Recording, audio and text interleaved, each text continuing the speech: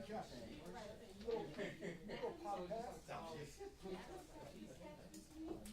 tell you what, our media crew is showing off its hands. Well, don't put me, don't let me be contested in that game. You're not a contestant catch me. No, not at all. I'll be like, no, do not throw it. Do not throw it. So Danny will go like this. Instead of trying to catch it, she'd go. I'm like, We've got a few receivers that way here. I said, Candy, you didn't even put your hand up and catch. I was like, you didn't even try. Dude, this is awesome. Yeah. It's very expensive. Something. I actually got off DJ. You got off, yeah. So it's an action tripod, like a little GoPro. That's what it's actually designed for. But yeah, I use it for mine. Yeah. So, Do you need to borrow? no. I just ordered one for the roads. Oh, okay. This sticks on the end. Because it's so small to try and shoot and the sound was it. Six, I think.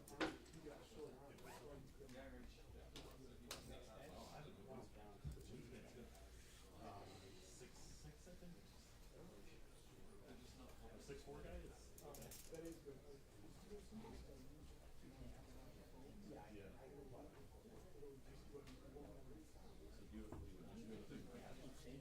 I do. No, but when I'm talking about with my wireless, Yeah. the problem with my wireless, it doesn't. So that's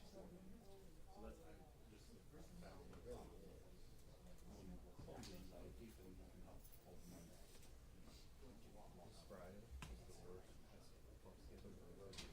It doesn't. I'm gonna go northwest. Sometimes you need to just be crazy. I know, and so this is with the new regime, you got the backstory about Clifford being relieved. If they go 0-2, the season's right. Yeah, you know, that is up to the standard. The season's up. Really? Yeah. Yeah. Marshall's a great coach. And then their quarterback's got an arm. Yeah. I was surprised. I thought they looked good, but I mean, they only won 7 to 3. Alex, your cable management is triggering me right now. I'm gonna have to teach you over under or something. I'm sure you've heard that a million times. Yes, more so. I don't have anywhere to put that big cord, so it's just by itself. You know what I mean? Fit in my camera bag. You need a good sized D ring, is what you need. Is that the thing that rolls around? It just clips on, and that or a piece of Velcro, maybe even little Velcro straps. It's got so much crap in there. Oh yeah. Well, I understand your plight. I don't have the luxury of just coming and shooting stuff and managing the equipment. I have to also anchor and edit and write. The life of the cable will last longer. Oh, I know. I guess they don't teach certain things at Maryland, I guess. I have this one. A little better. It's in my bag.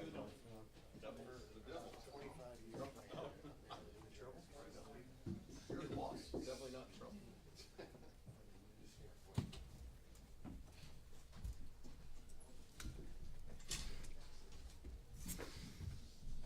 All right, let's get rocking, everybody. I visited with the staff this morning. We were talking about September football, and really my message for them was how we play, the play style and the attitude is as important as what we call. It really is as we're getting rolling. So I'm watching our how. I want to feel that identity, things like the ball and our turnover margin, our tackling, our breaking tackles, the running, the hitting, the physicality, and then us in the winning time moments. That's all that makes up our how. So when you continue to need to build that and grow that, all those things, are part of our identity, and those are things that I want to see grow and build as we're going, and that factors in all sorts of things, discipline with penalties and all of that. So it's our how, and we're going to keep digging in that as hard as we can. and I'm pumped to get rocking with you guys. So let's get it rolling. Hey, Dan, as a defensive guy, when you look at your offense, what makes it hard to defend in the run game? I would say two things. There's the movements, that's one, and then the runs and the play passes that can look alike, a pull with a pass, a pull, on the ones that look the same, because when you really start running, then you better get downhill as a backer or a safety to get into the right fit, and then here comes a play pass that rips with it. That's, to me, where the challenges are, and then the motions that go with it. And so do you see that causing a lot of confusion for a defense? Generally, that's the hardest part, and where some of the big plays live in the passing game aren't on all drop-back plays.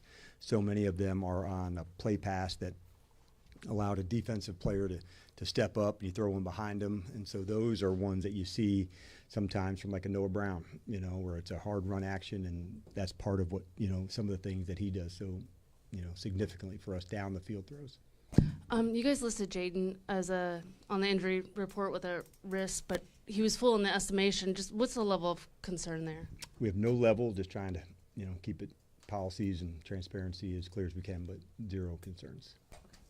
And then John Bates, I feel like I've asked a lot of people this, but what makes him such a good blocker, and where have you seen him develop as a pass catcher too? Yeah, and so we're talking about kind of the run and play pass. I think that's where John has developed up at the top of the routes. He's always been an aggressive blocker. He's got great size, Nikki, but he can lower his pad. So for as tall as he is, he can still get down low and get under people. So he's got great strength in that way.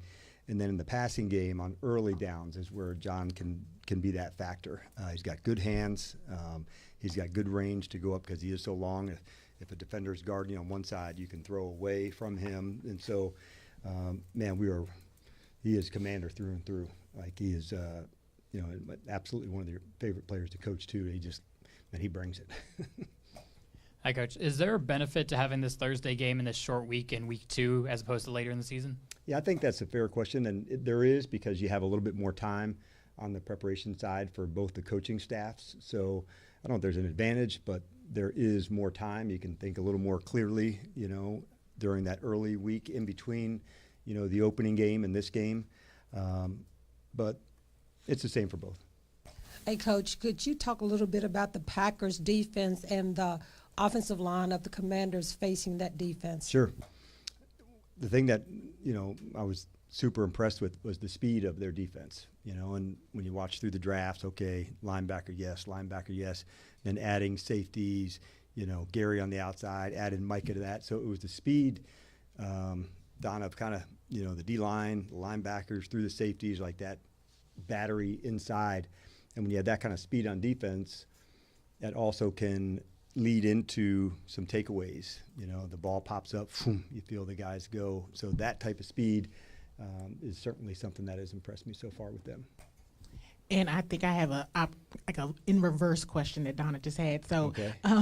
The Green Bay Packers offensive line. Yes. When you took a look, I know it's just, week 2, but what have you seen in that line? Yeah. For a while, I really think Matt and his staff, they play excellent as a unit. Now, they added through free agency and the draft, et cetera, but most good offensive lines, you can see the continuity, you can see them playing together, and I definitely feel that, from Green Bay. They have a system and a style and a way that they play, and they really stay true to that. So the proof is, in the results of what they've done in the run game, and then when you added Jacobs into it, this is a tough guy. And he's able to make big plays, able to score touchdowns down the red zone. So in their run game, that's for sure one of the key points in this game. Speaking of the injury report, Tress Way, what's your sense of his status this week? Yeah, I'd say similar to Jaden. I'm feeling good. He's improving, and he'll get some kicks in tomorrow, and then get him ready to play. And the tackling seemed to be really good in this first game. You guys don't get to practice it in the traditional way throughout the summer. Obviously, this is what these guys do. But on the other hand, I guess how do you make sure that these guys are going to be ready to do this thing that they don't actually get to do most of the summer leading up to this? Yeah, you're right, Ben, and that's why, like the September football, I wanted to make sure the how was right. The physicality, the running, the hitting. So you'll have to drill it as best you can. Not all tackles are exactly the same. There's ones that we call profile, where I'm squared up on you, you're squared up on me. In the padded practices, we do thud those up. I see you, you see me. We try to, get some contact on that. Then there's one that's called a two-man tackle. You have a leverage, I have a leverage, so we're trying to sprint to that spot. And so much of tackling is about leverage. There's somebody on another side, so you don't want to be straight down the middle where a guy can have a two-way go. So owning your leverage, running your feet on contact. You can drill some of that, but there's no drill, that would simulate a 220-pound back, running his feet on contact. And so that's harder, and you do need the live reps at that. And so that's why I want the play style, the attitude to continue to build. And I sense that is what you want to have. You don't want like okay, we're plateauing. You want it to keep improving. But it's a challenge. You would know Micah better than most. Opposing offenses kind of geared towards him. You saw it in Dallas that didn't always work.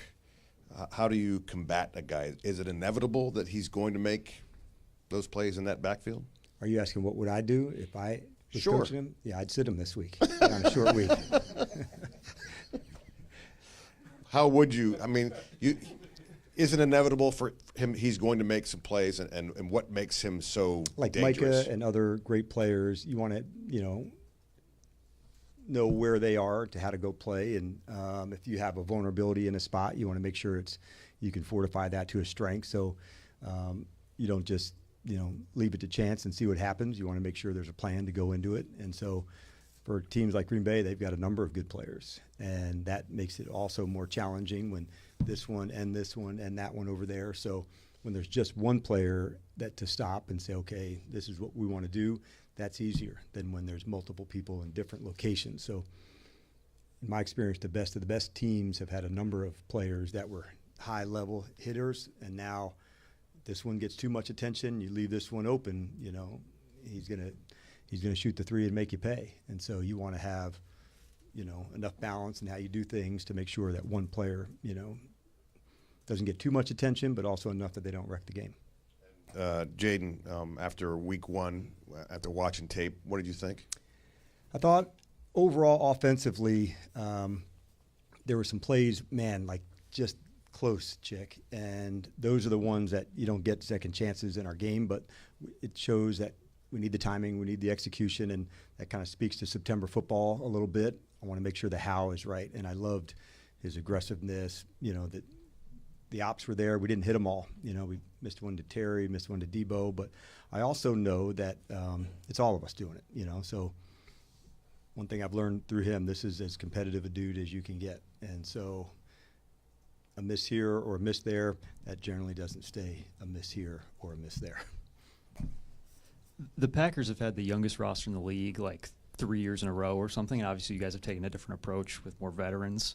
When you talk about building identity and culture, how important have those guys been? And then specific to a short week, how important is it to have veteran guys who've kind of been through this before? Yeah, it's a good question. The building a team, there's not one size to fit all, for sure, but having excellent veteran players that really have high standards for how they operate, behave, perform, practice, of course that helps. Like you're trying to, put things in place to say this is the professional way that we want, and somebody doesn't look the other way when something didn't go well.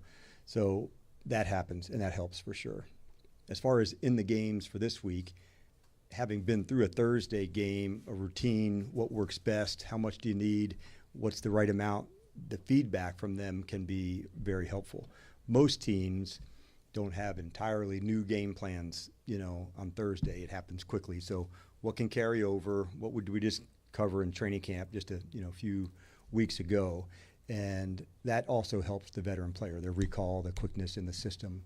Your first year in the system, I would say it's a little harder on the short weeks because you don't have a volume, you don't have a library, you don't have reps that you've banked together.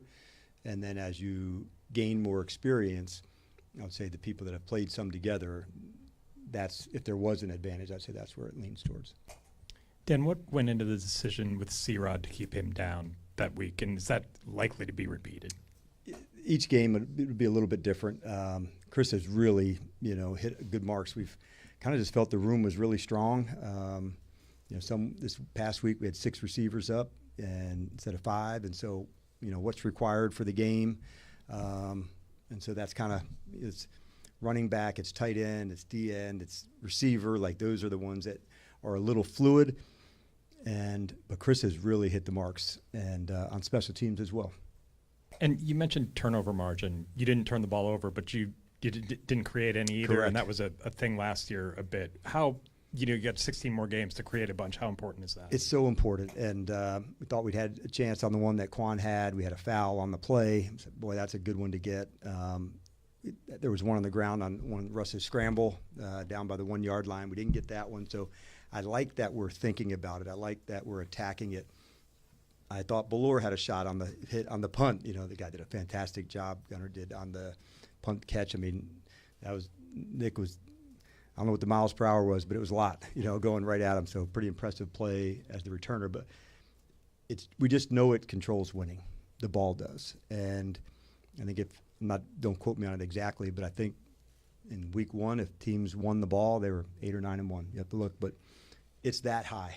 And so the only way to get in the plus is to do it. Now, that's not sloppy tackling, taking a shot at a ball when you're going to enter into the tackle. But it is having a mindfulness and aware, to say, all right, the guy's already on the way down. I'm gonna take a punch. I catch the ball that was up in the air that was, 50-50. Those are ones that are really big. Dan, with Bill Krosky-Merritt, this is a player that was a 0-star recruit coming out of high school, bounced around in college ball, 7th-round pick, and it seems like this fan base has really gravitated toward that maybe underdog mentality. Curious, as his head coach, how have you maybe seen that underdog mentality that Bill might have show up in the locker room, show up in the film room, show up on the field? Yeah, I would maybe not call it the underdog, but just this guy is a true competitor, and he wants to prove, and that's not a lot different than Josh Connerly. That's Trey Amos. These young players who are here, man, I want to show you can count on me, that I belong. Like, they want in. And so I like that hungry mindset, but he wouldn't be here if he didn't have the talent. And so if I was in Montgomery, I would certainly give him a lot of stars coming out, So that happens sometimes, Why did this guy get picked late and they do well in the NFL? And sometimes you just need the right space at the right spot, and we've got a lot of belief in him, and I certainly hope he feels that. But he's earned that. That's not something that we just throw around to make a guy feel better. Like, you've got to show it, and then, for us, then it's our job to develop it and pull it out of him. But this is a guy that's hungry and wants to show he can keep developing and keep improving, and I would expect he's going to be hitting his stride, weeks from now, with more development, more time, more looks, like that experience counts. And having guys like Austin and J-Mac and Chris right side by side with him, that's a big deal. If you could have seen Andrew Wiley communicating with Josh Connerly after every series, man, you'd think that's as good as a teammate as you can get. He wasn't in the game, but going through the looks, going through the plays. And so the locker room has been created by men like that really, stand for one another and know if a guy like Bill puts out, like, they're going to back him. And if they don't, they would get on him.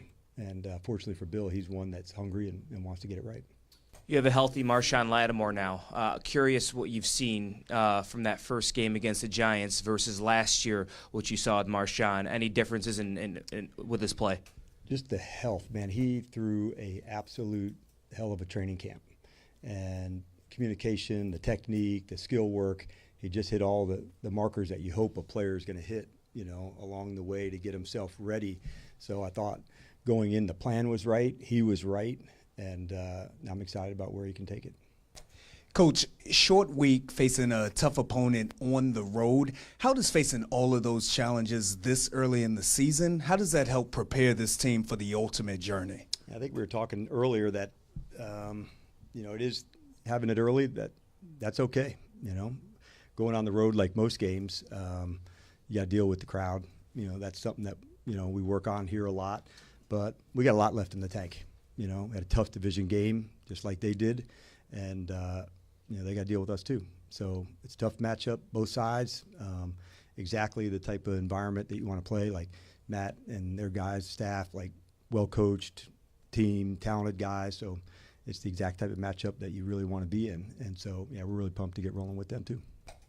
Hey, good afternoon, Coach. Good afternoon. You talked about contingency plans in the past when you're going up against any opponent, really, and your strength on one side of the ball is matching their strength on the opposite side of the ball. Do you plan in kind of a benchmark or a waypoint maybe to say maybe their strength is overpowering ours, so let's shift gears, or do you just kind of, is it more of an art? You do have to, in game, things could change how the game unfolds. One team's ahead, so where does that lie into? How does that factor? Very rarely does it just play out all the way like you think it's going to. I think early on in my coaching career, because you go through the game plan, this is what they do, analytics said they do this on third down, then, okay, they didn't do that.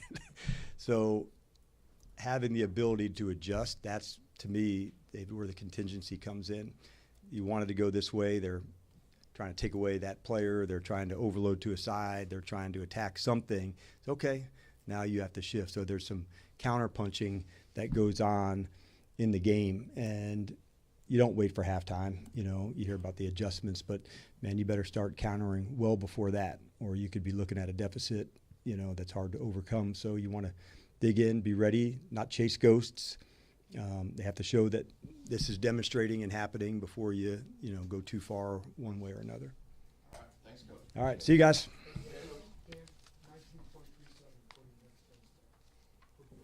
Ooh, that's pretty good. Yeah, it's a good job holding on to the ball. All right, see you, everybody. If you shade the set completely, you might get 10. What's that? If you shade the set completely, you might get 20. Yeah, it's pretty close. I don't know. Maybe Close. 19 3/4.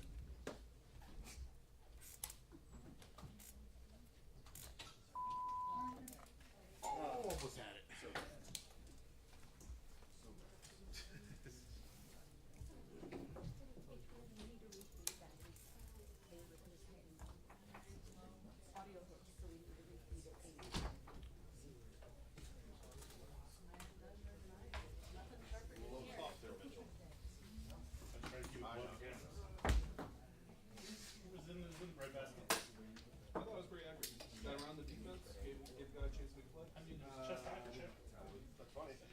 Receiver made a play. Receiver made a play. I'd reach.